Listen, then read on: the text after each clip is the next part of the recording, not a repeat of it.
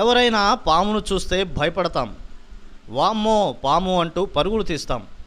కానీ పాములు మనుషులను ఏమీ చేయవు, స్నేహం కూడా చేస్తాయని పొదిలి పట్టణంలో ఏబిఎం కాంపౌండ్లోని ఓ యువకుడు నిరూపించాడు.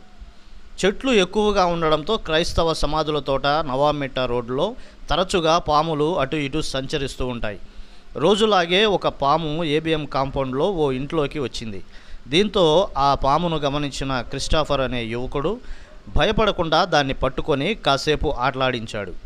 ఆ దృశ్యం చూసిన పిల్లలు పెద్దలు ఆశ్చర్యానికి గురయ్యారు. కానీ చివరకు పామును ఏమీ చేయకుండా వదిలేశారు.